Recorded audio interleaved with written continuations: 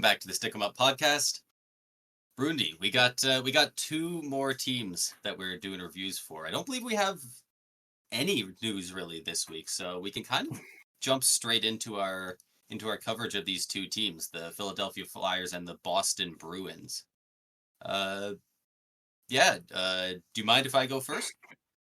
First of all, that was a much better intro. Can't all be one takes. No, it was much better. Yeah, I'll let you go first. Obviously, we are back. This is coming out on Wednesday. If you're listening to it the day it came out, not on Tuesday, as we put on the Twitter. We had some bad storms yesterday, and so kind of fucked everything up right before we were about to record, and so that didn't happen. So we're here the following day to talk about, as Braden said, the Flyers and Bruins. And yeah, go right ahead with Philly. We almost recorded. We were like, maybe the hail and the lightning won't be too loud, and all of a sudden a window shattered, and it was like, all right, probably shouldn't do this tonight. Because you got the storm before me, and so you were like, shit, I don't know if we can record with how much noise making. I'm like, there's fucking nothing. We're fine. Like, don't even worry about it. And then it hit me like 5-10 minutes later. I was like, yeah, no, we can't. It was so loud. I don't know if the mics would have picked it up, but it would have been tough trying to hear each other, I think. Yeah, I don't think it would have caught too much of the hail or the rain, but the lightning, there was some lightning and thunder pretty close to us, so I think that definitely would have come through. Yeah. And if we got another emergency warning, both our phones would have gone off at the same time. Yeah, actually.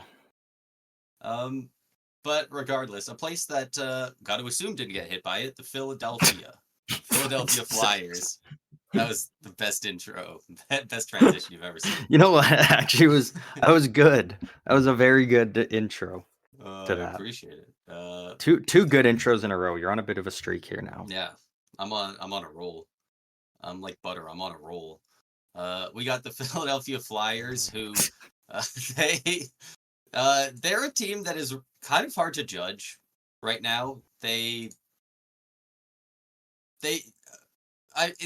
hard not to talk immediately about their coach, John Tortorella, who gets the most out of his players no matter where he's playing. I was gonna say, just there's no tort slander here. We're not. No, we're not doing that. Like, if you want to say you don't like his style or the way he carries himself or talks to media, fine, that's fair. But you can't say he doesn't get results. At the bare minimum, he gets results everywhere he's gone from a lot of bad rosters. And this is not a horrible roster by any means, but I think it's pretty safe to say that since he's come into the head coaching position in Philly, that he's definitely helped them overachieve a bit. Oh, without question. That's one of the things we're talking about with Philly just before we started recording, is just overachieving. And that's what they did last year. Like I said, they should be rebuilding. That's where they should be. But I mean, because it's not, I mean, we'll kind of dive into the roster, but it's not terrible. But it's not great. And I think, the coaching of Torts is kind of a big part of why we saw Philly in a playoff spot for a good majority of this past season, and obviously coming up just short. So yeah, going 2-6-2 in their last 10. They kind of fumbled it at the end and ended up outside the playoffs, but they were right in there for a long time. The team in the East with the lowest amount of points, the Washington Capitals, had 91. The Flyers had 87 at the end of the year. And they were a -26.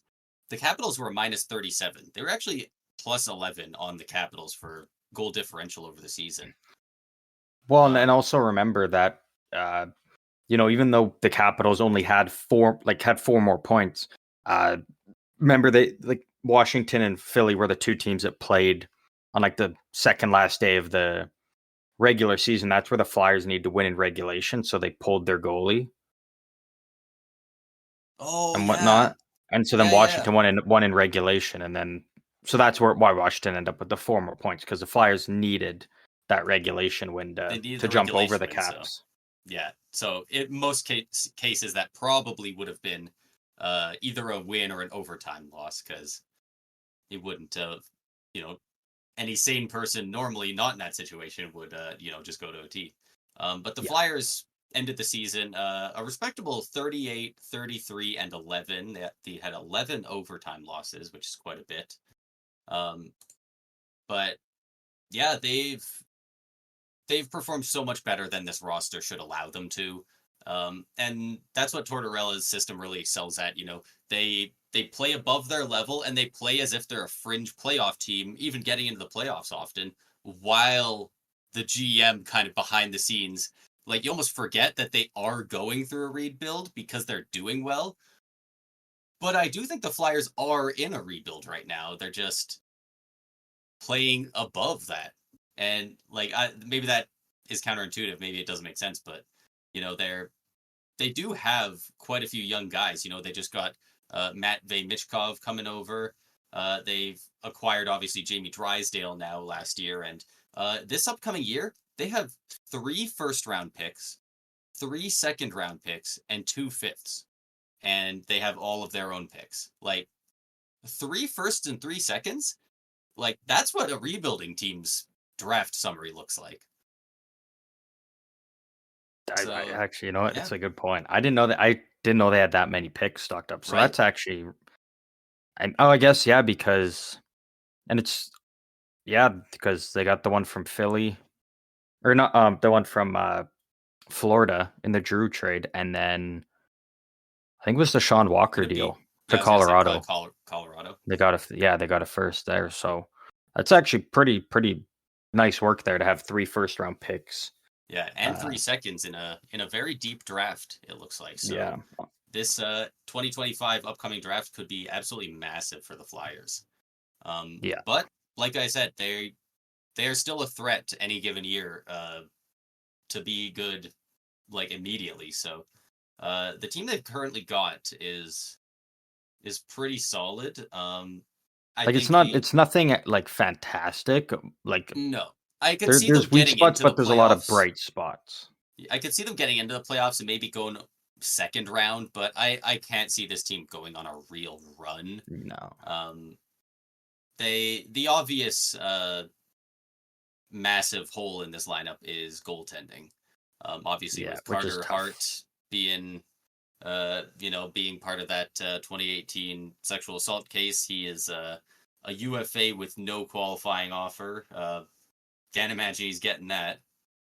Legally, Yeah, he no, can't so far in the league, I believe, at the moment. But they don't have any solid goaltending right now.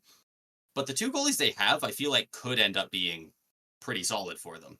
So I don't know how they're going to pan out later, but for right now, I don't think they're going to steal them a ton of games. But they got Samuel Urson and Ivan Fedotov. Uh, they're being paid, I think, combined, looks like just under 5 mil. So that's a very reasonable cap hit for your tandem. And Samuel Urson had pretty good stats last year for them. Like, I don't know how consistent he'll be. Obviously, it's 1 year, but I'm just trying to find where the hell they keep the goalie stats on this website. There it is. Uh, well, definitely thought Urson was doing better than that. An 890 save percentage last year. He had to play 51 games though. I don't know if he's ever been a starter for a team. no, he kind of got, well, I mean, like we already mentioned with what happened, like he kind of just got thrust into that role of having to be a starter. Like he was a, cool, just being a backup right now, kind of just finding his way, and then all of a sudden he got Yeah, thrown right into being the starter for him. So what wasn't a great, situation for him to be put in, but no. He he was the made the only most of it, option and for that team though. Like, mhm, Carter Hart had a 906, but after, everything is just stuff outside of hockey, he's out. And then who do you go with? After 51 games, Urson had a 890. Cal Peterson played in 5 games for them, had an 864. Felix yeah, he was Sandstrom not played in great. 5 games for them, had an 823. Like, it, Yeah, it he was the only guy who was even usable. Like, even if he didn't play great, he was the only option. Yeah, it So was a tough spot for Philly to be put in. yeah, and having goaltending stats look like that and being, what were they, 4 points out of the playoffs? That bodes well for a team that probably is better now than they were last year. Like, their opening roster, I think, will be better than their Game 82 roster. Um, I think so. I think I think so. Strictly on probably the Michkov yeah, thing. that's the Like I main think thing. that straight away right there kind of yeah makes them more of an exciting team. And you know, That second line will be fun if to watch.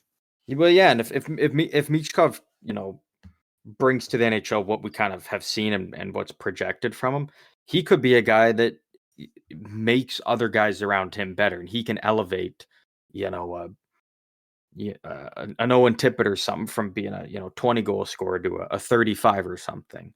And then if you're getting that Yeah, as well now added on top, that's even better for Philly. So yeah, I would agree. I'm assuming you've also got it broken down of who they've brought in, or do they bring in many people, I don't many think they brought players, in a many ton of guys? guys. Definitely the main one was Michkov. Yeah, Also, Owen Tippett scored 28 goals last year. 28. So, Fuck, so he could tuck 40. yeah, put a little respect on Owen Tippett. He, I mean, definitely looking at the lineups, I think he should be on the top line, but maybe they're trying to spread out the scoring. Uh, let's go through I think you their. have to if you're Philly. I think you have to spread Yeah, it out. yeah, it's You can't rely on one line. Not like you don't have the players to be a one line team.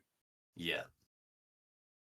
What do we got here? Let's start with the stats from last year.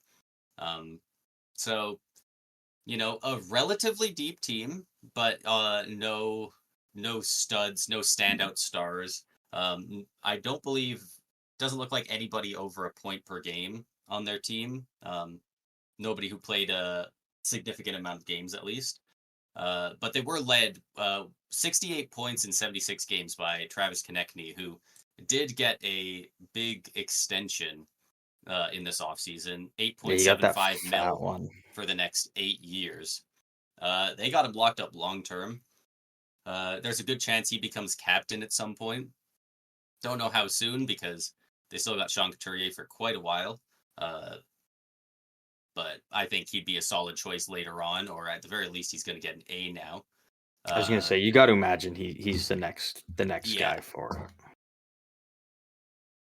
Owen Tippett had 53 points. He was 15 points behind Konechny.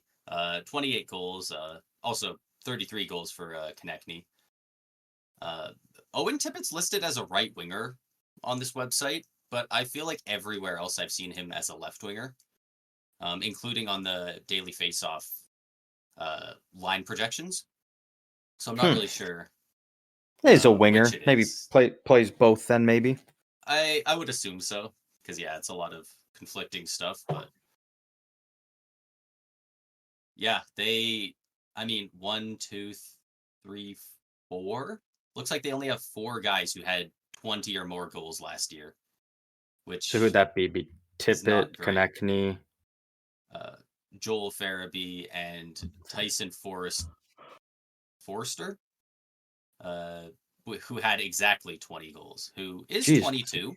he took 20. Yeah, 20 goals for 33 points on the season. That's not bad. Because that's his first year in the league. So that's quite nice. I Yeah, didn't know he had 20. yeah. I mean, fourth most on his team. Like, and he was 8th in points. Yeah. Travis Hmm. Sanheim was their number one defenseman by quite a big margin last year. 44 points on 81 games. A minus 20, but I mean, he's playing 24 minutes a night on the Flyers, who, like we said, don't have great goaltending right now. So it's hard to blame him much for that. It's just being on the And ice the most. and I thought Sandheim had a really good season. It not in the sense of the same offensive numbers, but when I was watching, like it felt like um 2 years ago when we saw Josh Morrissey all of a sudden kind of break out. Like we knew he was a good defenseman, but then we saw him kind of hit that next level. And it was like right around when he was 28, and this year's Sanheim was 28. And so I'm kind of feeling like I think even next year, I think we're gonna see even better numbers from Sanheim. I think we're gonna see him jump up another level now that he works really well with the way Torts, coaches, and he's kind of just getting into that groove now and getting that confidence from the coaching staff and being put in more positions than he normally was. So I think look out for Sanheim. I think he's going to do even better all around than this past season, which I thought he was really good this past season. So Yeah, and if he can take it to the next level next season, that would be huge for them because he's locked in at 6.25 mil per year until 2031. and So I think he needs to. yeah, if he can I get think to he that next has level, to. it could be massive for them. It's not like not only would it be good for Philly, but like I think he has to, strictly because I think especially after seeing how great um of a season last year Cutter Gauthier had, and now that we know he's going to be playing for the Ducks next year and whatnot, I think there's a fucking lot of pressure on Jamie Drysdale to produce the way an offensive defenseman who gets drafted 6 overall should be. And I Yeah, think it'll be at least a little bit better because like I don't expect him to, jump in next year and drop 40 or more points. I just don't see it. But I think at least if he's, you know, maybe in that 30 range, but then at least Sanheim is doing really good and contributing lots, it kind of helps shift away some of the pressure and focus from yeah, how high the expectations are going to be for Drysdale. So, and I think that could help maybe make it a bit easier for him as well, because yeah. And there's a lot of pressure on him. there is, and I get it, but at the same time, it feels a little unfair still. He's only 22. He's also had a couple of injuries that have set him Yeah. back. And he also Yeah. came up during that time of, the whole COVID thing, that solid 2 years of it's much harder to train. You don't have access to stuff. It stunted so many guys' growth. So I, if he doesn't take that next step soon, like people are already throwing the word bust around. He's definitely not that. Um, you could say he might not reach his potential. I get that, but I would definitely give him at least 2, 3 more years before I would start saying that. Yeah. Um, We're definitely, we're not even, bust shouldn't even be a word brought up when talking about Drysdale. Yeah. yeah, people are very fast to throw that word around. Like, Very. there are some guys that, oh, Bedard didn't drop 50 goals last year, bust. And it's like, bro, like, Yeah. tell There's me you even didn't people saying tell me you Shane didn't Wright's watch a this season. bust. Like, it's insane. You know, not everybody, but a good majority of people online, at least it seems like, that just, they set these expectations so crazy where if a guy doesn't immediately just dominate and be one of the best like right away, like they're like, oh, bust. It's like, no, like Yeah, dude, Nathan fucking McKinnon just took a freaking while. relax. Like, Yeah. look at him now. Like, I saw somebody. Look at Jack Hughes' first year. Yeah, He's pretty bad, and now people are mad if you don't say he's a top 5 center in the league. yeah. I think it was about a month ago. I saw somebody tweeted out a clip of Zane Parekh skating in practice, and he just kind of looked sluggish, and everyone was calling him a bust. And I'm like, he literally hasn't played his first NHL game. Everybody, chill. You're watching Yeah, footage of a actually. teenager. But It's bizarre how fast people throw the word bust around, but yeah, with Drysdale, absolutely not. But like I said, there's a lot of pressure on him though. definitely, and hopefully he takes that next step. I think with the lineup they've put together, I think their power play especially is going to be better than it's been in a while. Well, So adding in Michkov will do yeah, that. yeah, like another year of playing and getting, just seasoned for Owen Tippett, for Tyson Forster, and then adding Michkov. If Drysdale can really slot in there and do some damage, yeah, they could have a lot better power play as well. Let's not We'll even get talk into about a guy the like Morgan Frost, who yeah. had a great year last year. I I kind of thought that he was uh he was not panning out that well. Uh until I looked at his stats, obviously, because like he's one of the guys who played more minutes as a forward last year, 16 minutes of time on ice per game. He was a +4 on a pretty uh middling to bad Philly team. 41 points in only 71 games, like over a full 82 games, that's what, 46, 47 points. Like he's knocking on the door of 50. Like Yeah. yeah, and at 24 he could definitely keep improving. So I think their top six is going to look a lot better this year. We'll get into the line combinations here. Also These worth are noting, with Michkov, he is currently the favorite to win the Calder for next year. So they've got interesting. the favorite for Rookie of the Year coming into their lineup. Uh, a guy who's been so good in the KHL as well. Yeah, He's going to he's be been special for very Philly. good. For the line combinations, this is on dailyfaceoff.com. We got the first forward line. We got Tyson Forrester, Sean Couturier, and Travis Konechny. Very solid two-way first line. A lot of the first lines around the league are, obviously that higher scoring. Usually you have a two-way center on your second line. Um, Yeah. but yeah, they're good in both ends of the ice. Sean Couturier had some struggles last year.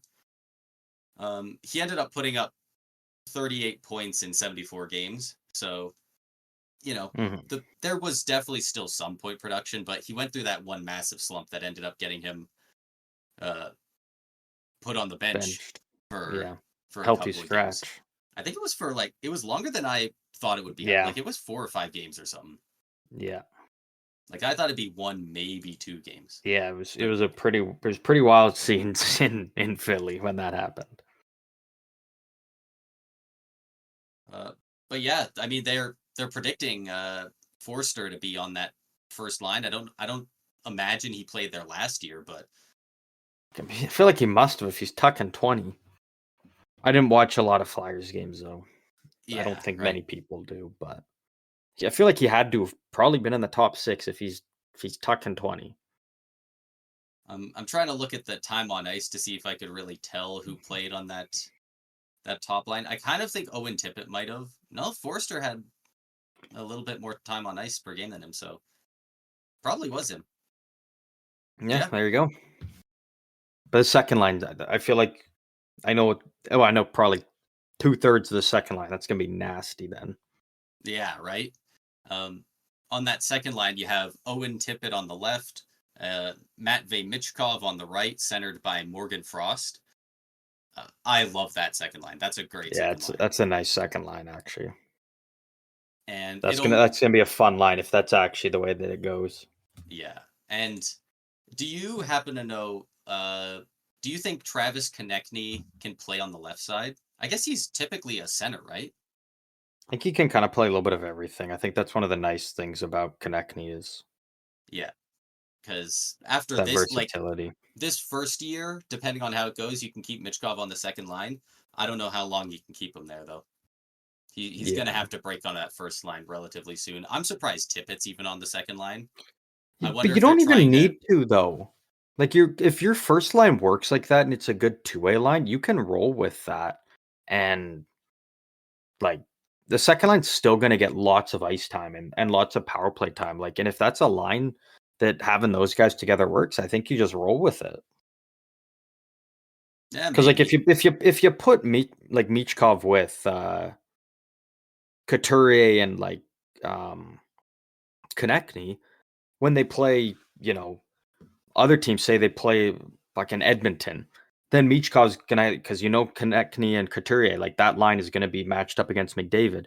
You don't need to have Michkov out there trying to play defense and fend off McDavid and having Bouchard clap it at him like a Bouch bomb. Yeah. Like you're better off just having him on the second line, and then once the top line, does their thing, you can roll out against the other team's second line, and you can be more offensive because that's what they need him to be. They don't need him to be Yeah. They need him to a be Selke level guy. They need him to a be scoring guy. probably lead their team in points. Like maybe not next year, Not but like this years year, after probably, that, but as soon as he's going to second be or the third guy line. that and then probably by that point, maybe I think you might just have to throw on the first line. Yeah. But like right now, just let him just be an offensive weapon that he's expected to be. I wasn't thinking with Couturier. I was thinking more along the lines of first line being Tippett, Konechny, Michkov, and a second line of Forster, Couturier, and Morgan Frost, or something like that. Maybe if you think Joel Farabee could move up into there as well. Yeah, fuck, there's still Farabee. Like Farabee's a pretty good guy to have on your third line, but at the same time, you wonder if he could do more for you. Farabee might be a guy that's on his way out. The more you start to think about it, he's a guy that like he was supposed to be their guy, and he was given the opportunity to succeed. And then ever since that kind of first year where he broke out a bit, like he just keeps getting lower and lower down on the team because more guys are stepping up over top of him. Yeah. And then eventually you're like, you don't need Joel. I mean, he still put up 50 points last year, but yeah. He's one of the only guys on the team who also played all 82 games. Yeah. Honestly, the more and more I look at this team, and it sounds crazy to say, but like Sean Couturier is looking more and more like an odd man out here. Yes, you can't move him though. No one's gonna take Like him. he just doesn't look like he fits the timeline the same way the other guys do. And The thing is you're stuck with him because you just gave him the C. So like you I have to think people commit to lean that into for a that. little bit. I think people lean into that too much. I get the No, sentiment for sure, but not when if it's a a good deal comes mid-season. up, Like, but but if a good deal nobody's came up trading right for now, him. Nobody's no, trading for him. no, but he's also not an untouchable because of that. Like if a decent deal was there, I don't think him being captain makes or breaks the deal. No, it's got nothing to do with that. But it's like I mean, you kind of are forced to like play him and whatnot. Like he can't. Can't. I mean, in terms of age, kinda. But like you also do have Scott Lawton that's 30. Yeah, yeah. The Brian Johansson, Scott Lawton, and Sean Couturier, some of their only older players that really play super meaningful minutes, or at least look like they might be poised to. Do they have Ryan Johansson listed to play on the third line? They do not. They don't. They don't I was have him gonna anywhere say here. Is he because on injuries? He's not on no, because injuries either. Is he yeah, playing? Is he in the they league? no, because remember he was the throw in back to Philly, which is why they were able to get a first for Sean Walker when no one else was willing to pay it because they had to take on Johansson's contract. But then he didn't play. I don't even. I think it was. I think he's in the AHL. He didn't play in the AHL. Oh, he's just I think. straight not I think playing it at all. was. I think it was. Wasn't the situation? It was like Philly got a hold of him and said like, "Don't come to Philly. We're gonna work on a deal and try and flip you." And then they weren't able to. Yeah, they were like, "Don't even bother showing up because you're gonna get moved again. Like, don't settle in." And then Yeah. nothing happened. Yeah, and then he didn't get moved. So then he never reported to Philly. He just didn't play the rest of the year. Just took his money and ran. So I don't know what the plan is. I thought maybe Philly was just going to buy him out or He's on move their him during the books, offseason. But he's on their books, but he's not yeah, on any of their and I at don't least expect him to lines. go down to the AHL. So it's like I don't know what's going to happen there. Yeah, it'll be That's a messy I have no situation idea. for Philly to figure out. But moving down the lineup, for a third line, this is pretty solid. Joel Farabee, Scott Lawton, and Bobby Brink. That's actually a pretty decent third line. That's pretty nice. Bobby Brink, who is only 22 years old, so he's only going to get better. Last year, he put up 11 goals for 23 points in only 57 games. He didn't play a ton of games, so he could have been a 20 goal scorer, a 40-point guy. Yeah. And for doing that with third line ice time is pretty solid. That's a real nice third line. He's also a point per game guy in the AHL before getting called up. So Yeah. yeah, I expect Hey, him to be a mainstay in their lineup now. Probably why they were able to kind of let Cam Atkinson go was, Brink kind of came in, and you don't need two really small right wingers. Like one is more than enough. So I think Brink kind of just took that spot. and then for the fourth line, I definitely don't think this is going to end up being the fourth line. But they got Noah Cates, Ryan Paling, and Garnet Hathaway on that fourth line. Is there anybody notorious in that Philly jersey that you are noticing is missing from that forecourt? Where the fuck's Delorier? Exactly, Where's right? Big Delorier? Does he play like every game though?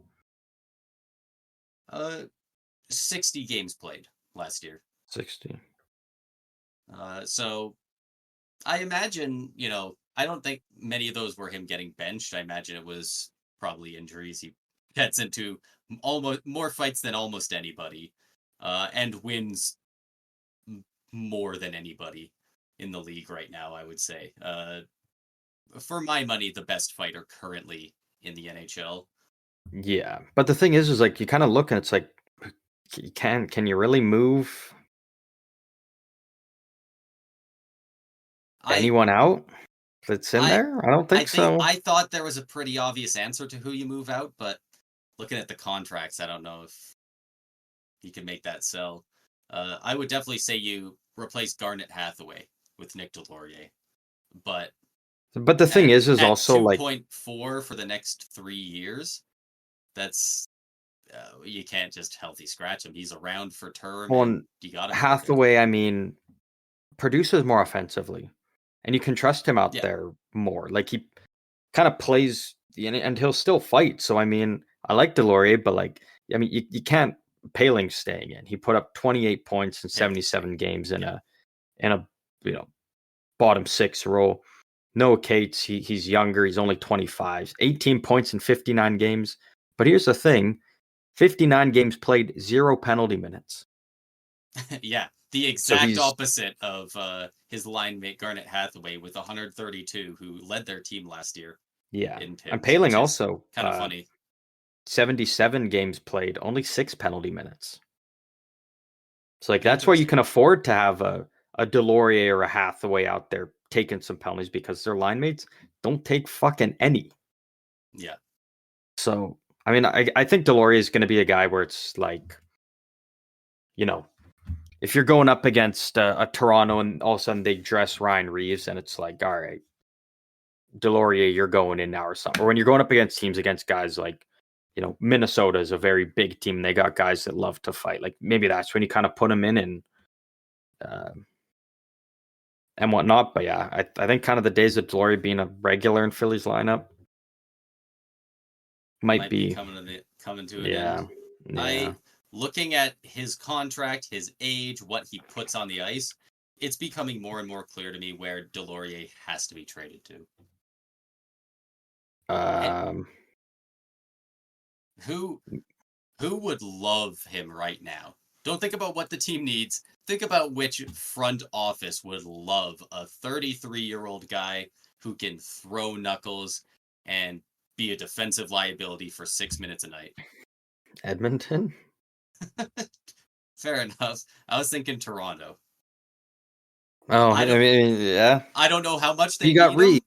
him, but I think they would love over there to bring him in and go, "Hey, look at this. We got a guy who's relatively cheap for 2 years, and he can throw hands, and then he'll be on the ice for a really bad playoff goal." Oh, it's a match made in heaven. That does fucking scream Toronto. I could see it happening, but yeah, he's Anyways, just a fun player to watch. I like the thought of him being in the lineup, but I think you're probably right. I think they probably roll with some combination of this top 12 that we've talked about for Philly. And the thing is like injuries are going to happen. As soon as someone gets injured, Delorier is probably the next guy up. Yeah, or if they get benched by Tortorella, for any reason he doesn't like what you did out there, he's not afraid to bench you for even one game just to send a message. Yeah, also very good point. What's the defense looking like? The defense, which is unfortunately a little bit worse because they still do not have Ryan Ellis, assumedly in the lineup next year. He's been on LTIR for the past 2 years, I believe now. He played 4 games in 21-22. 5 points as a defenseman in those 4 games, by the way. But then 0 games in 22-23, 0 games last season. And that's 3 seasons ago that he played 4 games. And the season before that, 35. He's just... Yeah. His career's probably over. Hasn't played in a few years. 33 years old. He's just... Unfortunately, the injuries have done it to him, and that hurts their blue line because adding a guy like him would be great for this blue line. Yeah. It would be very nice to have him. But somewhere in that top 4. They've still managed to mold together a decent blue line bad. Aside from the guys that are missing. That would be nice to have them still. Yeah. They on that first defensive pairing they have Cam York and Travis Sanheim. I mean, you're not winning a cup with that as your first defensive pair, but it's a solid defensive pairing. Yeah. It doesn't help them a whole lot, but it doesn't hurt them. And I expect, again, Sanheim maybe take that next step. It'll only make York better. And York's still a young defenseman too. Like I think last year's his first year, so he'll keep growing. They'll both keep growing. Yeah. And on that second pairing, they got Nick Seeler and Jamie Drysdale. I like this second pairing. Nick Seeler could do a good job of kind of trying to, ground Drysdale and help out defensively while Drysdale maybe take that next step offensively with his game because we know he's going to be some, maybe not the same level, but that Erik Karlsson type, offense first defenseman, maybe not to the point of being like a defensive liability, but he's a guy that Philly's hoping can be at least, a 70-point producer, if not more, from the blue line. Then on that third pairing, they got Igor Zamula and Rasmus Ristolainen. It's serviceable.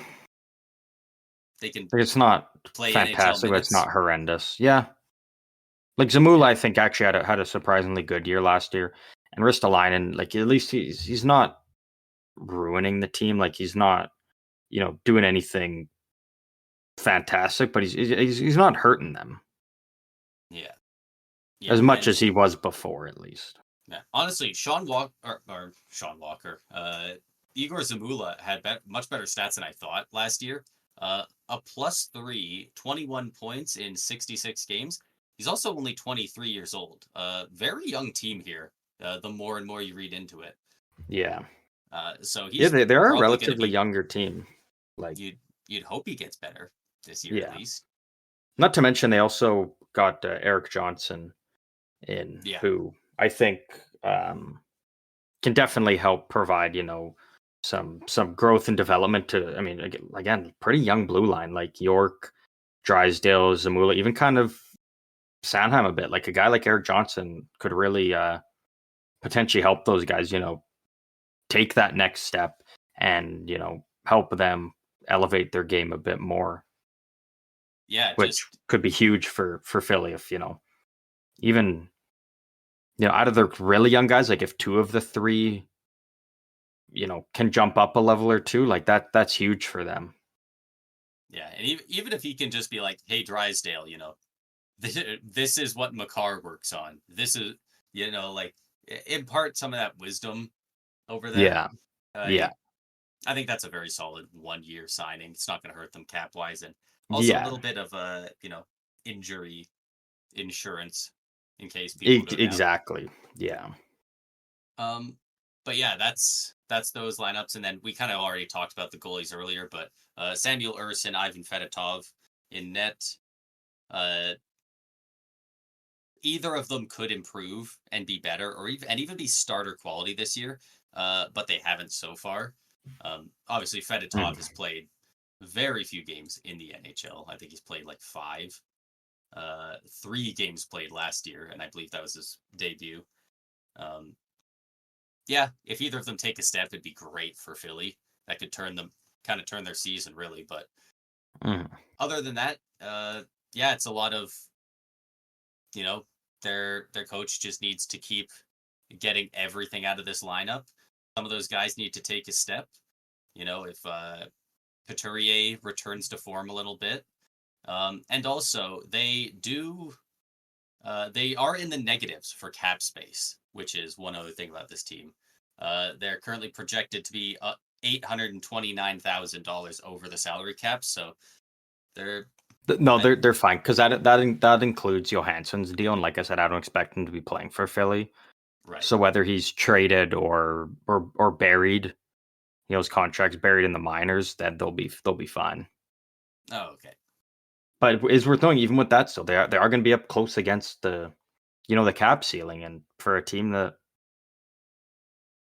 yeah, I don't think they make the playoffs. That's kind of part of our two I questions don't. that Yeah, I we do. really I don't don't think think they so. make the playoffs.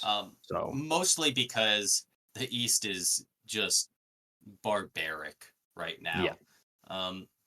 Um, Next season, though, they'll have all these guys 1 year older, especially Michkov, and on top of that, 3.85 mil comes off the books from Cal Peterson's buried contract. Then they have 3 buyout slash retained spots from Kevin Hayes, Cam Atkinson, and Tony DeAngelo.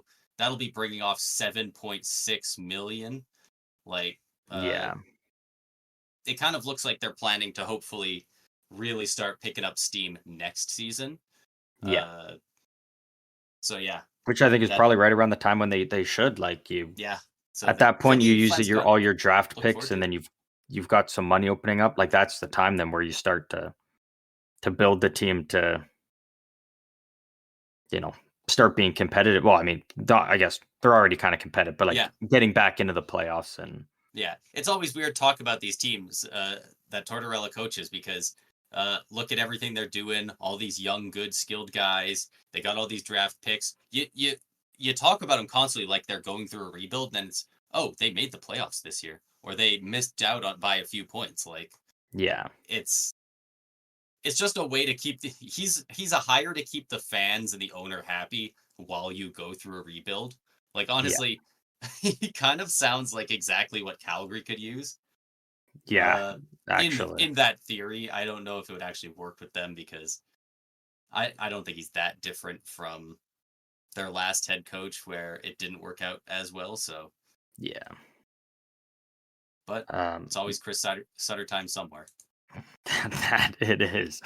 So you don't have Philly making the playoffs. I don't have Philly making the playoffs. No. Last question before we wrap up with the Flyers.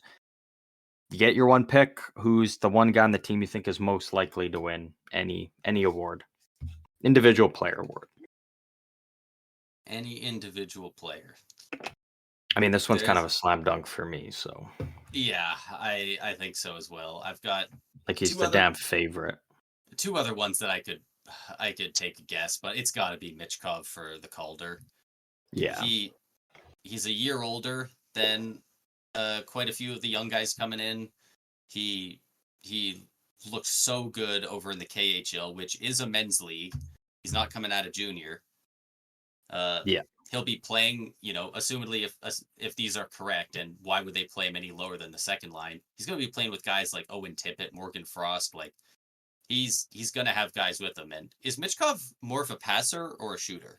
I think he just kind of does it all. He's just he's He's all that guy over that it. can just create it, whether it's him Yeah, taking the shot or him dishing it. Yeah, and especially having a trigger man like Owen Tippett, you have to respect that pass, but you also have to respect Michkov's shot. It's going to be tough for some of the defenses around the league, and uh, I I think he'll start on power play 2 probably, but I don't think it will. I think by January he's on that first power play unit at I think least. he might just start the He year on that he top might power just play. start there. Like Yeah. honestly, like I mean, it's not a massive amount of guys that he has to really prove himself over that much. Exactly. Especially when you got that again, like I said, that dual threat. Like he can be the one dishing it, or he can be the one ripping it, and that's a really nice player to have on the power play, especially at that skill. Yeah. So, you know, thought about, maybe you could try and make an argument Sean Couturier has a bounce back year and goes for Selke, or if you're really high on Sandheim, you could say Norris, but oh, you know what? To be fair, to Jack Adams, to John Tortorella. Yeah, you can't do that. We're talking about players. Hey, we're talking about the teams.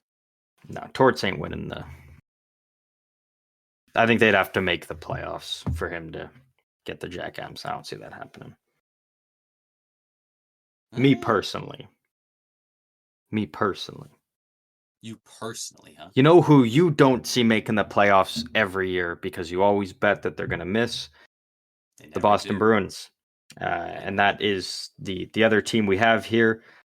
Pretty impressive record last year, 47 wins, 20 regulation losses, 15 overtime, shootout losses, 109 points. Second in their division in the Atlantic, only behind, the Florida Panthers, who won the Stanley Cup, so you can't really be upset about being behind them. Goals for per game, they were 12th in the league. Goals against, 6th in the league, so pretty dang good. But again, a big part of, that number being so low there, we will talk about because that kind of got messed up a bit. And then we know the story of Boston in the playoffs, kind of been choking. That's kind of what they're known for in the playoffs last couple of years. They beat Toronto, Game 7, overtime, unreal game. Great to move on for that Yeah. Game 7 OT winner. That was I just a don't great like all the around Bruins, shift but by Pasta. yeah, Yeah. great pass for, I want to say it was McAvoy, threw it down, bounced off the boards. I think it was Lindholm, actually. Might have been. Hampus Lindholm, not the other Lindholm that they now Hampus. have. That's And then true, they got two obviously now. we know the story in the second round. They go out to, again, the eventual Stanley Cup champion, the Florida Panthers. So you can't really be upset about that. Like if there's a team you want to lose to, you kind of want them to be the team that wins it all, because then you can be like, hey, we lost to the team that won it all. Like, Yeah, you can't fault us because every other team, would have lost to them. So yeah, you can they were the team. somehow often make an argument that you were the second best team in the playoffs, as long as you go out to the top team, Yeah.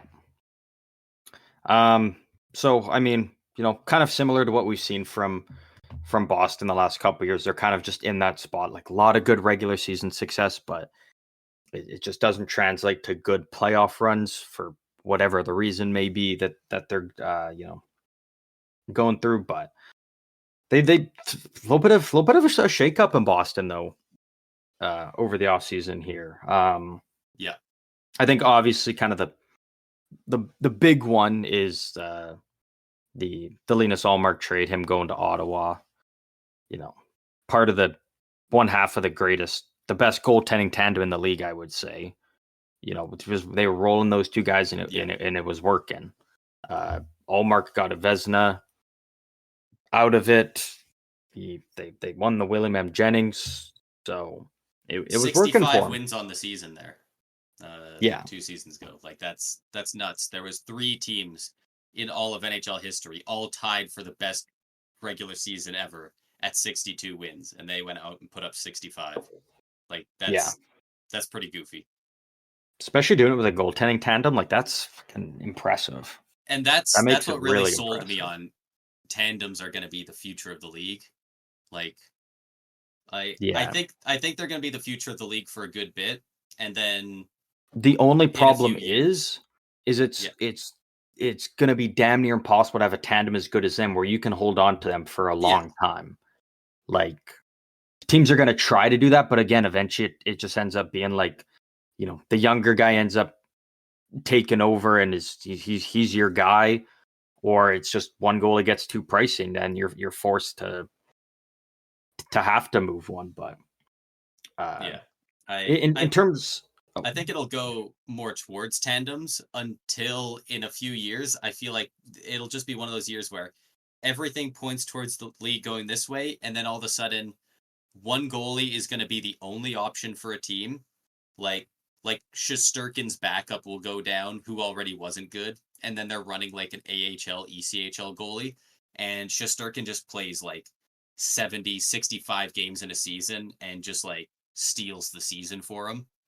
mhm, And all of a sudden all these teams will be like, "Oh, we want the best goalies again. We want the bona fide starters." yeah, I feel yeah, like that's a lot of the way it often goes, but yeah. And then a couple other big losses for Boston, all up front.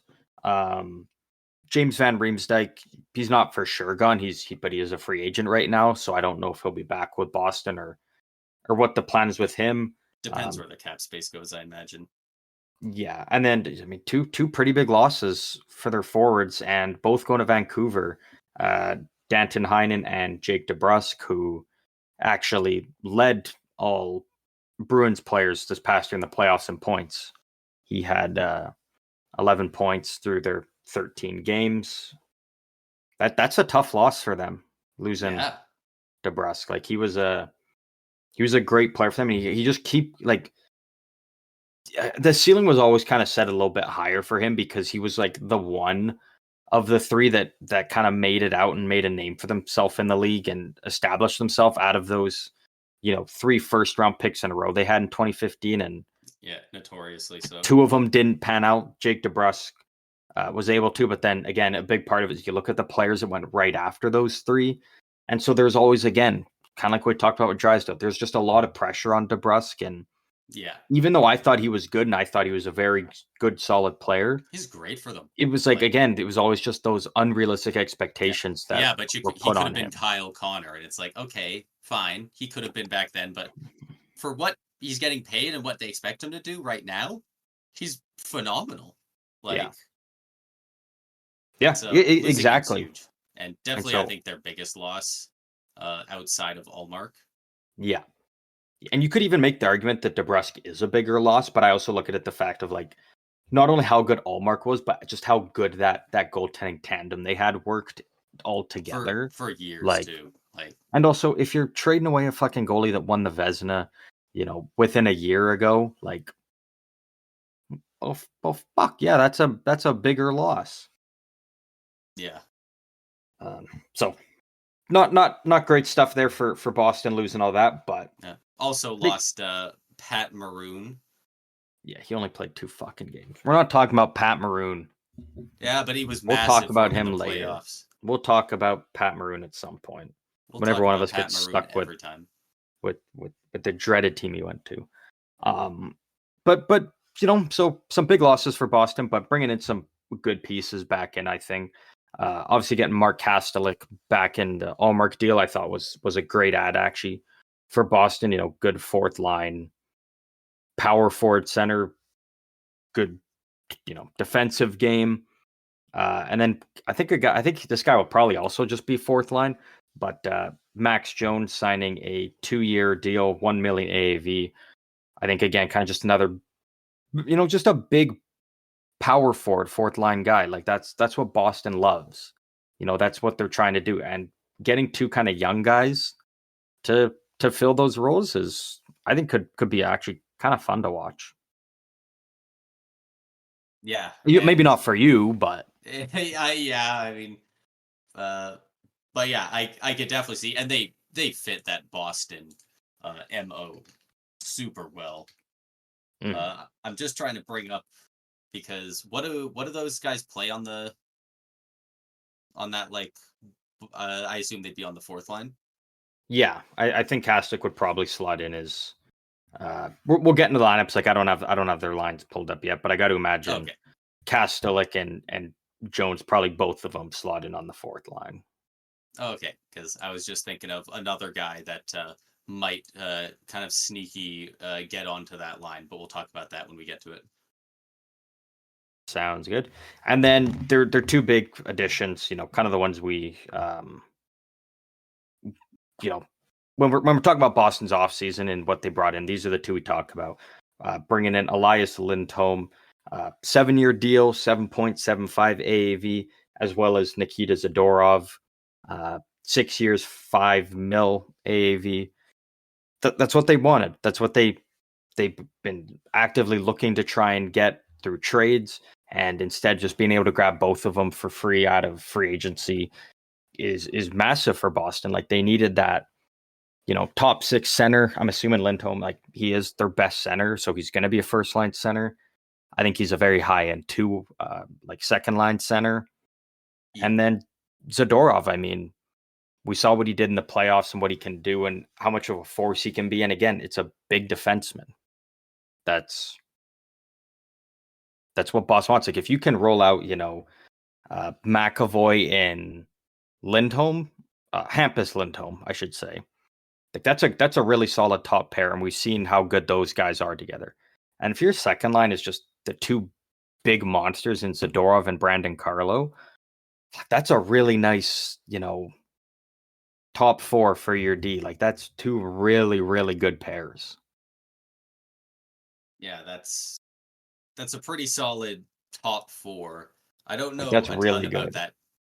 that bottom pair, but like they got 4 guys. There's not an obvious weak link there.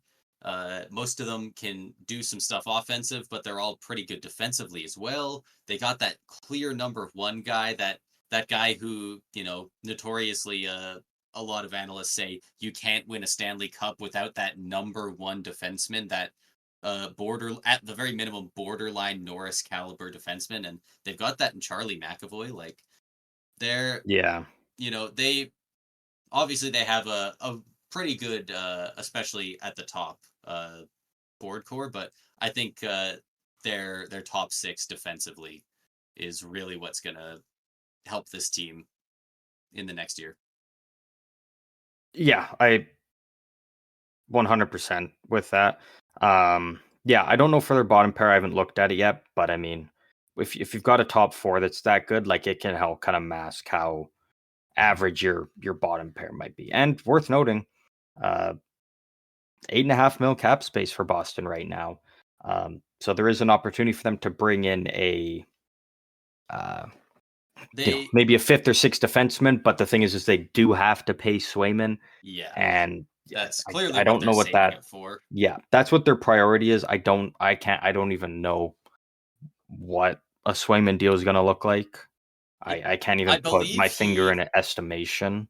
I believe he him and the team elected to go to arbitration and then ended up not going through with it once like that whole thing started. So you got to imagine that means they were close enough that they figured we could do this on our own. Yeah. Well, and the thing is, Um, if it's arbitration, I think it's only a 1-year deal as well. yeah, and I think Swayman wants a long-term deal, and I think And I think so does why would Boston. I think both why sides would the want a team long not? term. Like, Yeah. why wouldn't you want a guy like you just traded Allmark because this is your guy? They Yeah. want to keep him long term, and I think that's why both sides decided no. Yeah.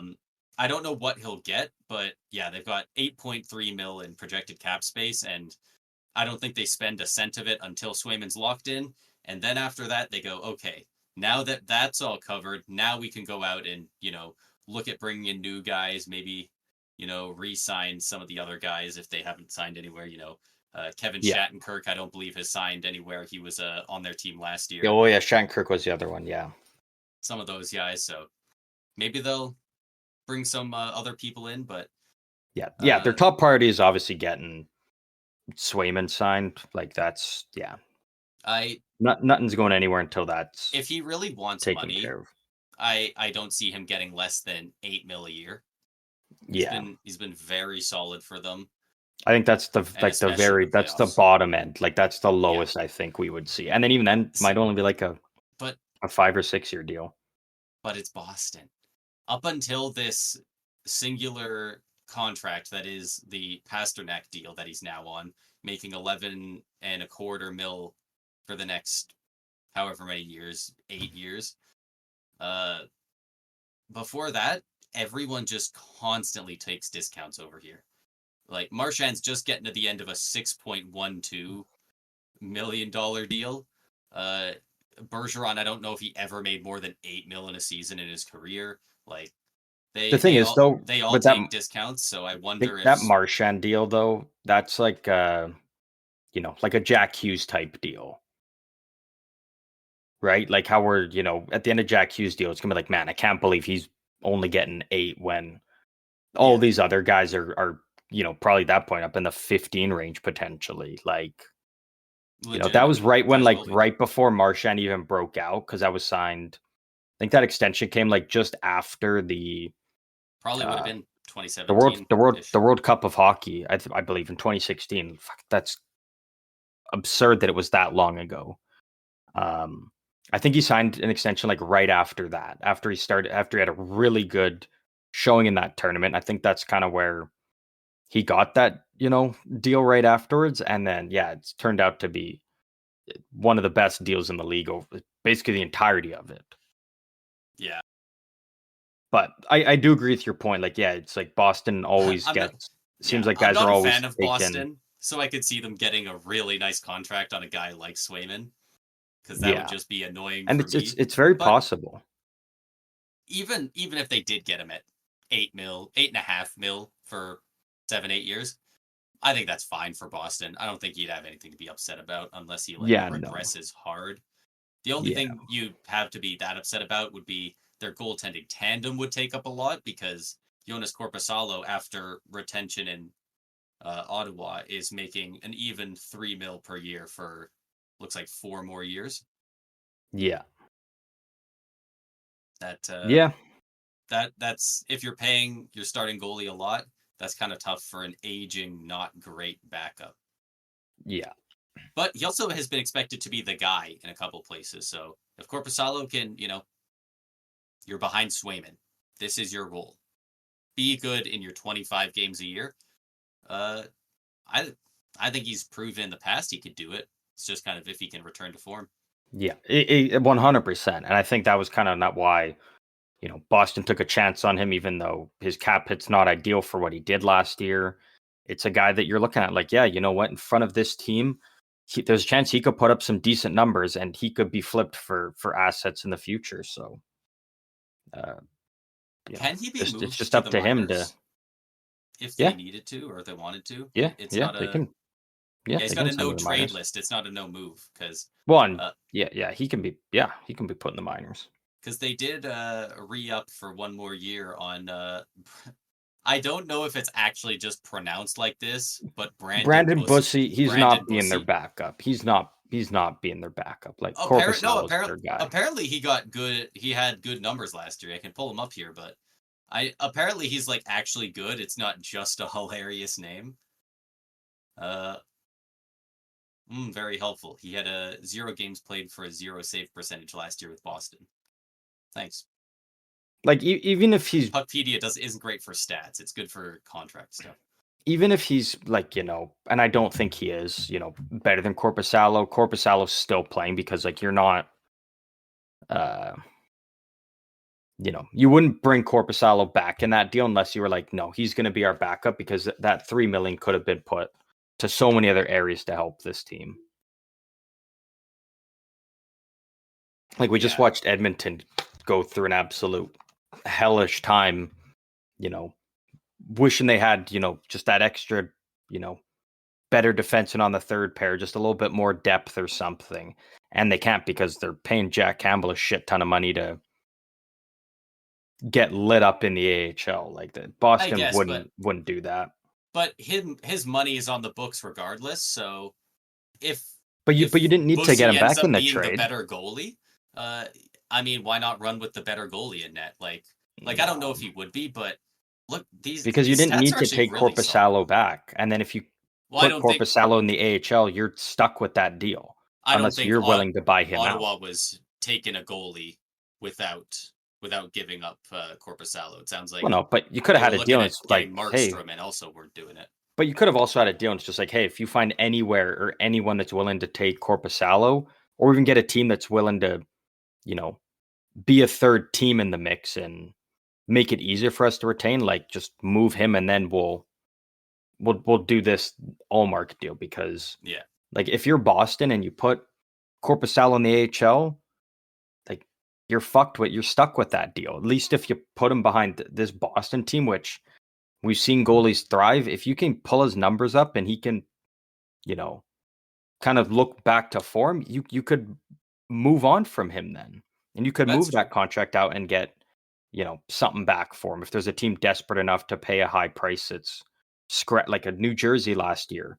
They was scrambling for a goalie. Like you could pull in a second or you know, a later pick and a prospect or something. There's options that Boston could go about it, if as long as That's all true. or Korpisalo performs. Performs. Yeah. Which again, in front of this team, I expect that he probably will, unless Got to there's be a something lot just different really than wrong with playing. him.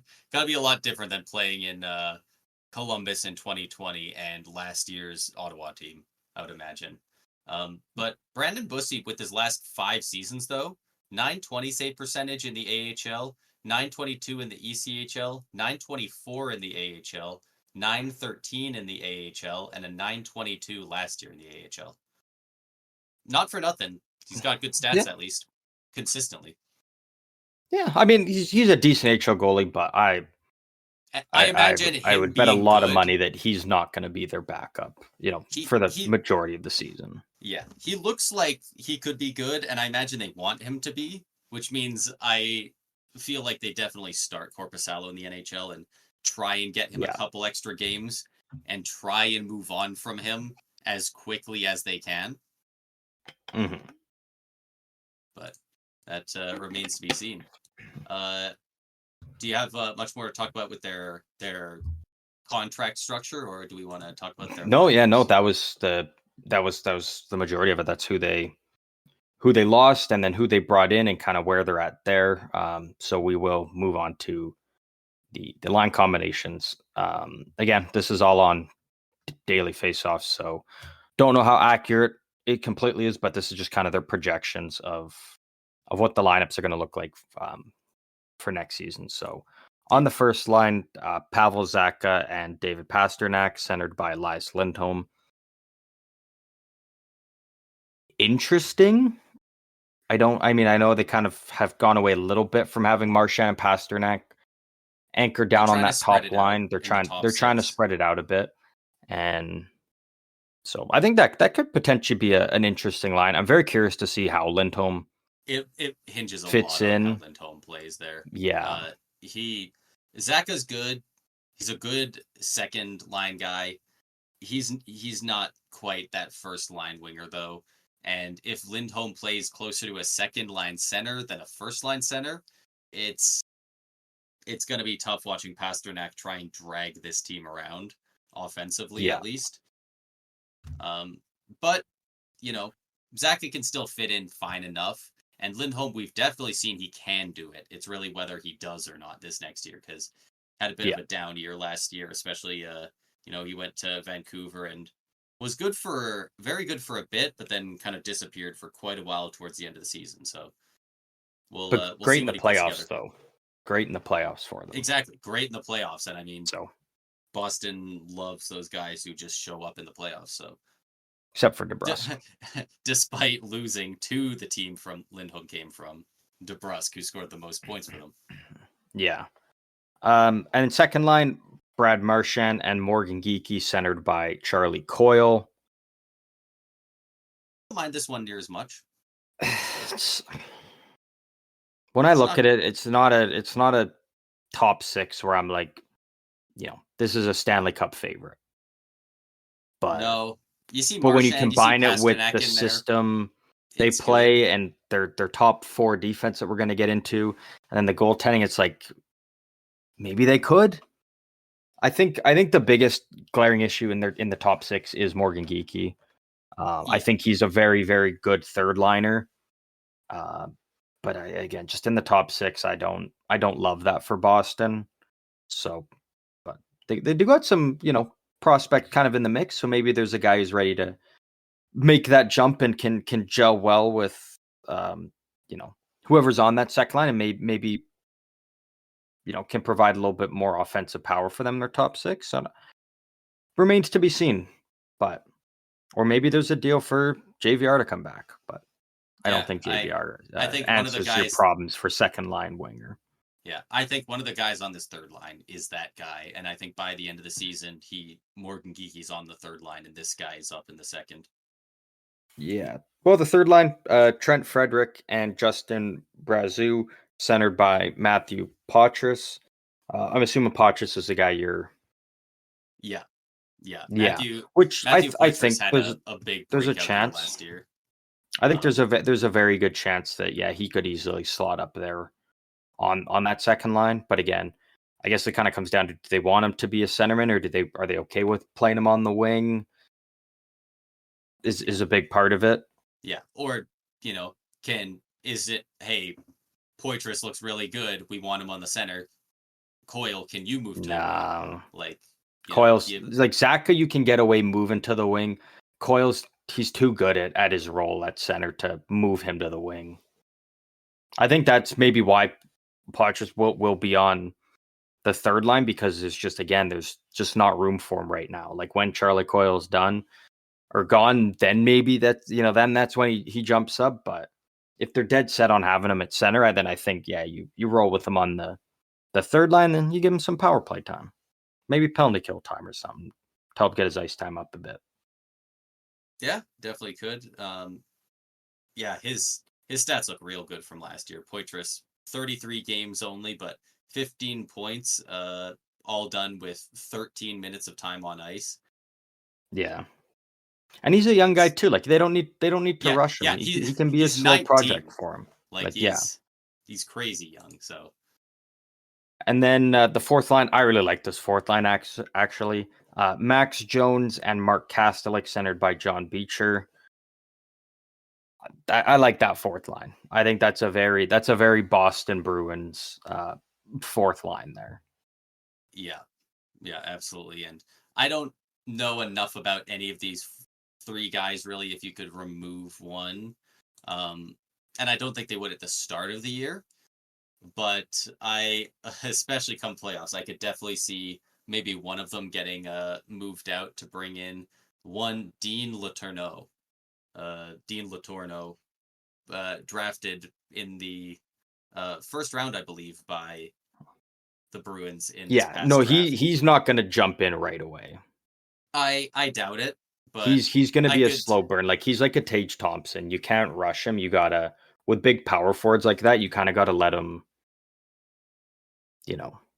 develop their game a bit more well-rounded first. Yeah, I'm almost thinking like more of a 4 games at the end of the season to see where he's at and not burn a year of his contract. If he were to sign one at that point, I don't believe he has one right now. And then, maybe he plays like an absolute bastard and they go, hey, we love that in the playoffs. Do that again.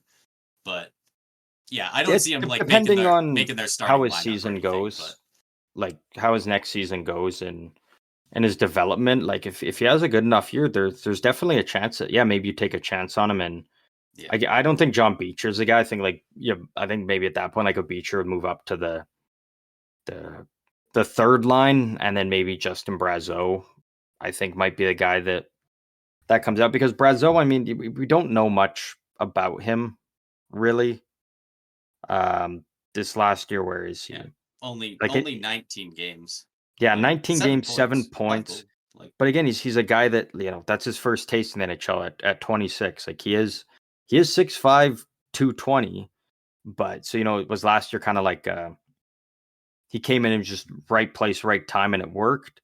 And next year might be rougher. Like I'm curious to kind of see what that's looking like for him. Yeah, it'll be interesting to see how he develops. And yeah, I don't remember if I mentioned it, but yeah, the big selling point on Dean Letourneau is he's 6'7" and 209 pounds, which, is heavy, but not super heavy for a guy who's 6'7". So he definitely, want to bulk up. I believe looks like he's 18. So yeah. He's got plenty of time to do that, but something to keep an eye on if the Bruins feel like getting fresh with it towards the end of the season or in the playoffs. Yeah, and then going on to their defense, which we've kind of already talked about a bit. We were like, they've got their first pairing listed as Nikita Zadorov and Charlie McAvoy. I think whatever way you slice it with your top four, I think you're fine whether you do, McAvoy, Zadorov, McAvoy, Lindholm, and then Carlo Zadorov, Carlo Lindholm.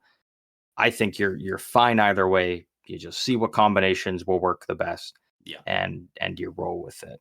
Yeah, I think that top four they're all good. I don't think there's any weak points. I think all is that McAvoy's on the first pair, and then you just try and find the best combination of chemistry. Is it the best top four in the league? Best top four. Like the only other team I'm thinking of that kind of comes close, and I'm still not sure because I think there's a lot of uncertainty, is New Jersey. Feels wrong to have New Jersey that high up on them. Like when you think about Dougie Hamilton, Simone Nemec, Luke Hughes.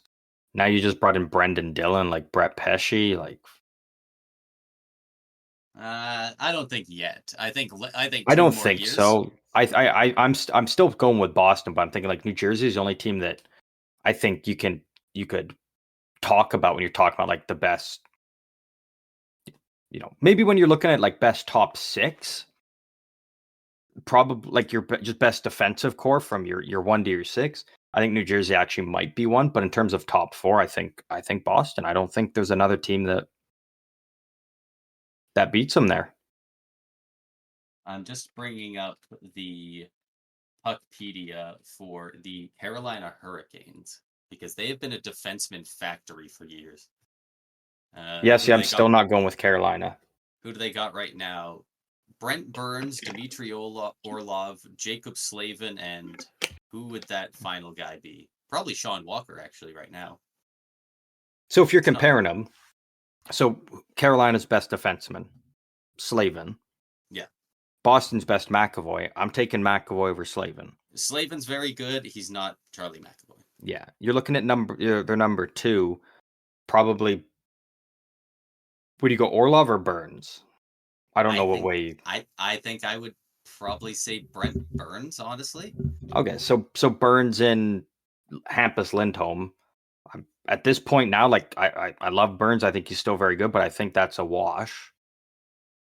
And then Orlov in, I don't know if you do Zadorov or Carlo, but I would still take. We'll go Zadorov. I would still take Zadorov over Orlov. I think at that point I take Orlov. I think I would still take Zadorov for all around. And then Sean Walker, Brandon Carlo, close. Yeah, I'm still taking Carlo. Probably Carlo. Yeah. Yeah, fair. I mean, it feels weird. I feel they're good. I didn't think they would be a top. I think it's the best top 4 actually. When I'm looking at it, who's in the Panthers top 4? Well, theirs is hurting now because you lose Montour. So you've got Forsling, Ekblad. OEL's gone. Oh, they lost OEL as well. Fuck, who do the Panthers have now? Mikula and Kulikov is their second pair. So yeah, so that's Boston sweeps that. Yeah, I don't think there's a team with a better. Yeah, maybe not. I was kind of thinking for a bit Dallas because Heiskanen, Thomas Harley, but I would go Dallas if they still had if they had Tanev. Good. If they had Tanev still, I think I would do Dallas. Yeah, I think that their top 3 competes, but that fourth guy, it's hard to even say who it is. Heiskanen, Lindell, Thomas Harley, Ilya Lyubushkin, either him or Matt Dumba. It's certainly not Nils Lundqvist, I'll tell you that for free. Islanders are kind of up there, but I think having Romanov, as much as I like him, I think kind of drags him down because I think, You know what? The Avalanche is pretty solid in. I don't know why it keeps sorting as I'm looking at it.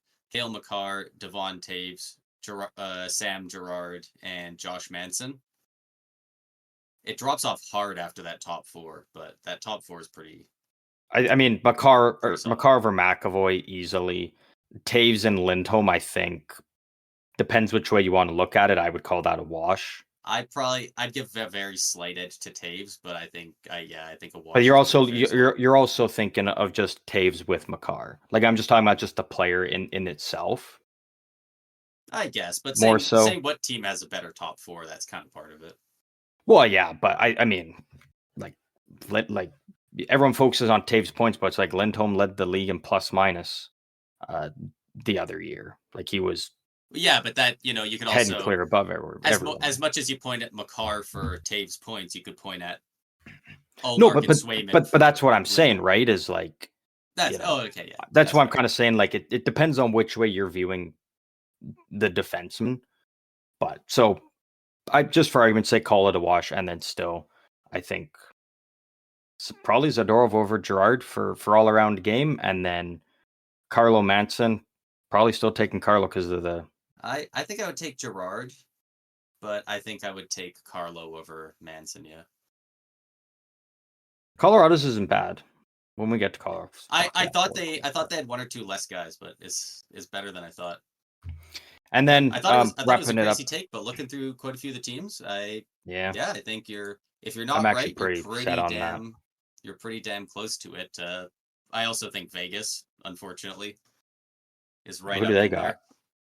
Theodore, Pietrangelo, Theodore, Hannafin, and with Hannafin, and that is actually they got options at that fourth spot too, because Braden McNabb, Zach Whitecloud, or Nick Hague. Yeah, all pretty good options. Yeah, Vegas actually, I forgot they've had. Fuck, Vegas actually might. I think it's probably. Fuck it, who cares? Probably Vegas. Great. Fuck yeah, yeah. I'm arguing for your biggest rival. I'm arguing for mine. And then the bottom pair, I don't actually not even looking at it, it's not even that bad. Mason Lohrei with Andrew Peak. That's actually not even bad. Yeah, it's not even bad. It's just Mason Lohrei had a great year last year. Peak again just can play a good solid defensive game, hopefully, and then you're chilling with that. And then obviously we already kind of talked about the goalies. Swayman, who will get signed at some point, and then Korpisalo. I mean, it's a playoff team. Yeah. Whether they're going to be, one of the top teams again in the Atlantic, or they're the number one wild card spot, like that. This is a team that is making the playoffs. There's no, I don't think any debate on that. For the last 4, maybe 3, I think 3 seasons in a row, I believe it's the same every year. I put $5 on the Bruins missing the playoffs, and every year they have solidly made those playoffs, including their 65 win season. If I bet on them to make the playoffs this year, do you think they'll miss? No, man. This team is definitely making the playoffs. Like, if anything, you look like, sure, they did lose some parts, but I think overall they did get better. I think, whether Lindholm can be that first line center for them, or you've made it work before on your top line without Lindholm, you move him to the second line. That's a very good second line center. And then Zadorov, that makes your defense better. And, goaltending remains to be seen, because as good as that tandem was, maybe Swayman can just fucking be a beast the whole year as a straight up starter. Yeah. So the goaltending, I'm not going to say got better or worse. I'm going to say we got to wait to see how that. I think it's hard to not say it got worse.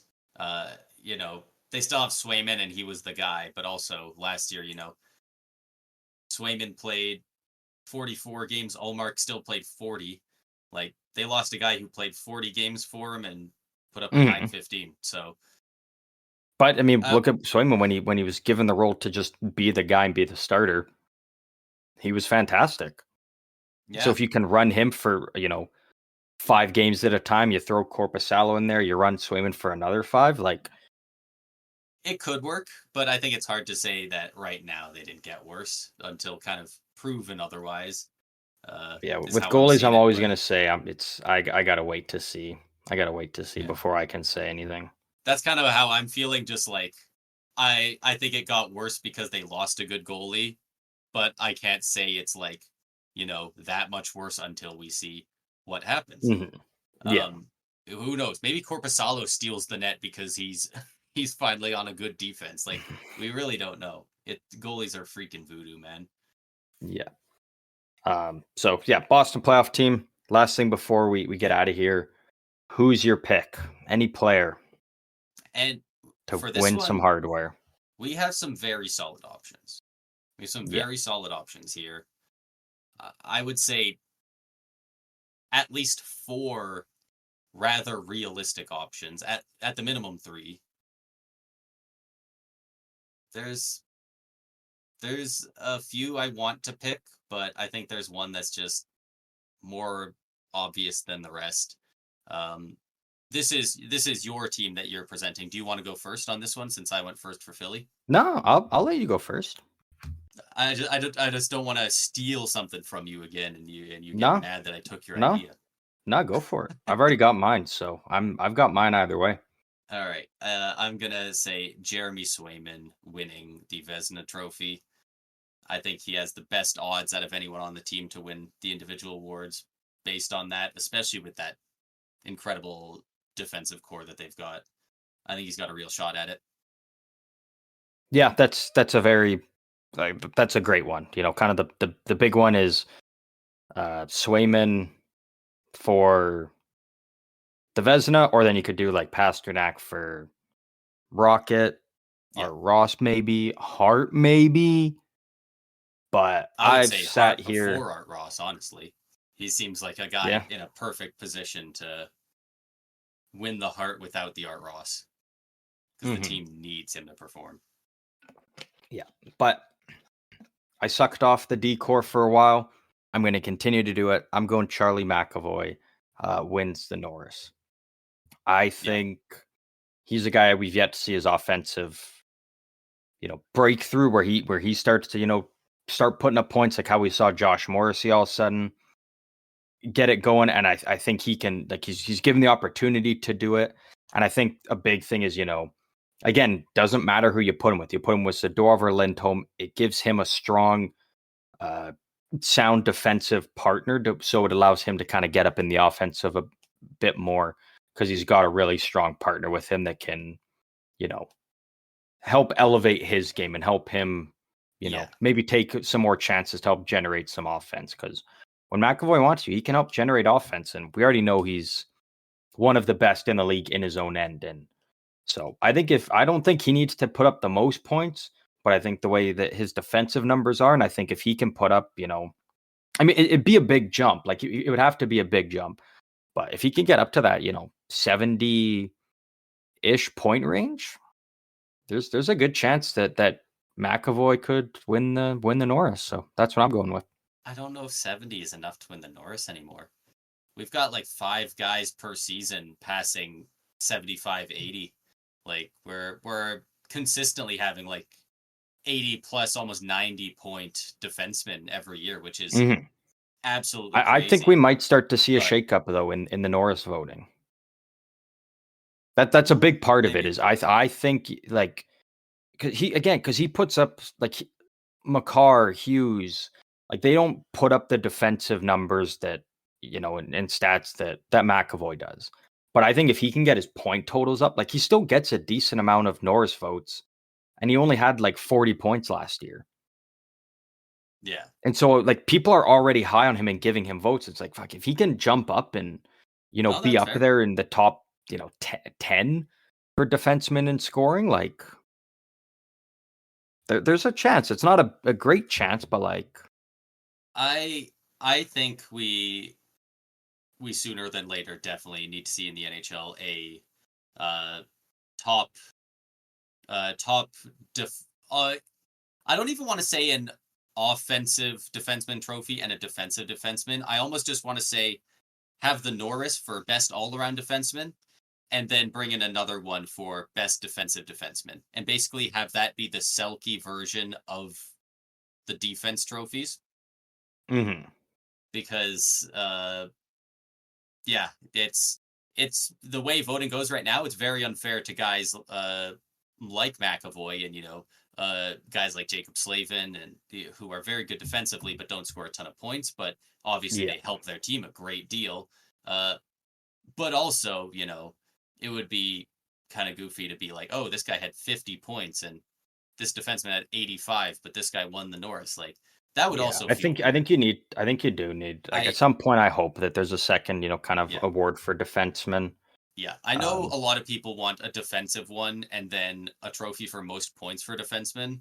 I think it'd be better to just keep the Norris right now, and that kind of can be almost like the defenseman Hart Trophy or something like that, and then Yeah. have a Selke version, just the best defensive defenseman who's good at shutting down in their end. Mm-hmm. And so maybe, if a guy's good enough season, maybe McAvoy puts up 80 points but is super solid and wins both. Like, I don't Yeah. think they should be exclusive, but, you know, still separate them so that we can at least, appreciate the defensive side that a lot of the defensemen bring in. Yeah. Just to point him out, for Vesna odds, Swayman is second at a plus 600, and for the James Norris, McAvoy is 11th in odds at plus 3,300. So Interesting. Where's do you have Pasternak on there for the Rocket? for the Rocket, he is second at plus Okay, 550. definitely makes sense. Matthews number one at minus 110. Yeah, because they're getting so many bets from Leafs fans, but also he is actually the favorite. So Yeah.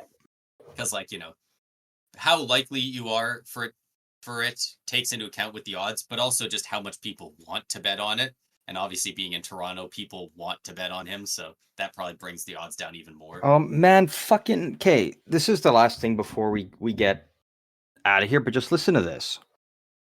Uh-oh. All right. So I was just for fun, I was just looking through the odds for the Calder, so rookie of the year. Yep. Plus 10,000, you got guys like Matt Savoy, Jimmy Snuggerud, David Reinbacher, Sebastian Kosa, Jonathan Lekaramaki, That'd be a Connor crazy bet. Geeky, Akil Thomas. Those guys are all plus 10,000. Yep. Guess who else is plus 10,000? There's no way. There's no way Celebrity's on there. Is it No. Will Smith? No. Matt Rempe. Like, are you? What are we doing? I guess they gotta have him on there because people want to bet on him. Dude, there's so many rookies that aren't on here. Like Matt Rempe's on. Like, why? Like, They he's just not want to winning the take people's fucking money. Calder. They don't think he's winning it. They're just like, if people are willing to bet on it, we'll take your money. Like, that's nuts. You know what? Yeah. I respect it for nothing other than having the option. Like, I hate when I have a random thought and I'm like, I'm gonna go make this insanely stupid bet for like $1, and then just nowhere has it because everyone's like, why would nobody wants this? Why would it even exist? Yeah. I just saw that. I was like, man, that's nuts. Like, why is Pat Maroon not under the hat trick tab? If I want to bet $5 that Pat Maroon will score a hat trick tonight, take my $5 for free. Yeah. Actually, you know what? You can just have my money. Point. It's a very good point. But that is actually really goofy. They got 3 guys very likely to win. Elias Lindholm for the Selke. I don't think he's going to be that high up on there, but I think it's possible. It's possible. It's very possible. He'd need a nice bounce back year for sure. Yeah, but could happen, especially with that defense and the goaltending. Yeah. Also, we didn't mention him at all. I just want to mention him before we move on. I believe their coach is still Jim Montgomery. One of the best coaches in the NHL. won the Jack Adams for Coach of the Year, I believe 2 years ago. Just he runs a very tight ship over there, so Yeah. just felt like I need to shout him out because he gets the he is best one of the players. best. He is one of the best in the league, like for sure. But before we bounce out of here, it is time we pick who we're covering later this week for Friday's episode. We do this at the end of every episode. We take our pick on who we want to cover in the next episode. So, Braden, do you want to pick your team first, or do you want me to go first this time? I will allow you to pick first this time. I don't want to steal your thunder. All right. I don't want to say who you're thinking of. No, you're 100% not thinking of who I'm thinking of. All right. Yeah, probably not. Just for the sake of it, for fun, we focused on Boston. In this one with a lot of movement, we're going to go up north to Canada here and talk about the other team that made a lot of free agency swaps with the Bruins, the Vancouver Canucks. Interesting. I like it. That'll be a fun team to look at. And you? You're taking another Western Conference team, so I'll stick in the East then. And I have a few I'm looking at. Let's go with which one of these two? Let's go with it. They don't get talked about very much, but they've got talked about more recently than in the past 10 or so years. We're going to talk next week about the Buffalo Sabres. Ooh, Sabres. They want the damn playoffs, man. They want the playoffs. Do they ever? They weren't super close. They weren't far off last year. They weren't far off. They had a +2 goal differential. When was the last time over a regular season they had a plus goal differential? I bet it was a while. It actually probably was.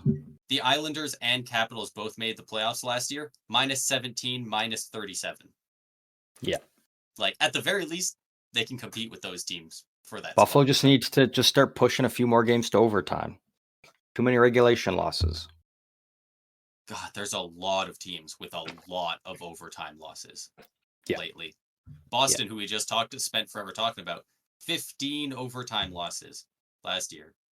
The Islanders, 16. Yeah, they had a lot. They had a lot. And that's a big part of why, the Islanders made the playoffs, why people hate the overtime point when you lose. It's because of shit like that. But it's part of the game. Like, fuck, you can't, you got to kind of reward a team for being like, hey, you know what? You're not losing regulation as much as these guys, so you get a little bit of a bump. Yeah, but I really think they need to move to the 3-2-1 point system. Oh, I 100% agree, but I think it's absolutely barbaric for people to be like, nope, it's just 2 points if you win, 0 points if you lose. It's like, no. Like, honestly, I wouldn't care that much if they got nothing going to OT. Like, I think at that point though, then it would have to be OT, no shootout. I think it would at least, because overtime hockey isn't the same as regular hockey, but it's a lot closer than a shootout. I think it's unfair to lose out on those 2 points because of a shootout, but if you lose in overtime, no, I think you still got it. I think you still got to keep it. But the 3-2-1 point system is definitely the way to go, and I think they will in the future. That might be one of the first changes once Bettman's gone. I could see a new guy coming in saying, this is my big stamp on the league right when I show up. A lot of people have been asking for it in and out of the league. It's possible. I wouldn't mind seeing the 3-2-1. Yeah. For those who don't know, I'd be okay with that. The 3-2-1 point system is what is used by the International Ice Hockey Federation, the IIHF, and a lot of professional leagues in Europe already. That's where you get 3 points for a regulation win, 2 points for an OT or shootout win, which means you lose out on one of those points, even if you win, just by going to extra time.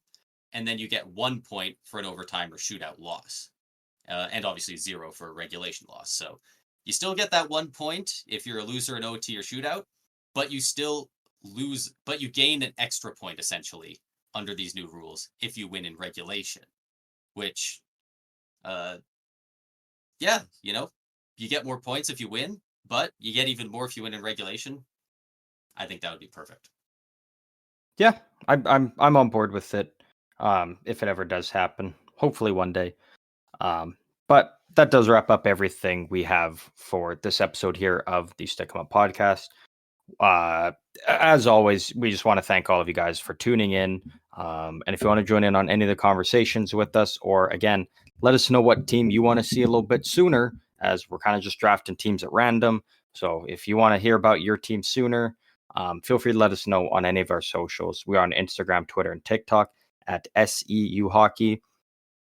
Come say hi there. Again, if you want to talk hockey with us, or tell us something we missed, or just tell us a team you want us to cover, let us know, because we read everything on there and we respond to everything. So yeah, there's that for you. Yeah, like we're literally, it's not set up beforehand. We're just picking them live, doing whatever teams. So yeah, come yell that you want to hear about the St. Louis Blues, and we'll do it. We'll do whatever. Well, you'll do the Blues. I ain't fucking touching the Blues. Good. Get to talk about some good young guys. Couple of bums, couple of busts, as the kids are saying. But once again, we do thank all of you for tuning in. We hope you guys enjoyed. This has come out a day later, so we will see you guys in a couple of days here to discuss the Vancouver Canucks and the Buffalo Sabres.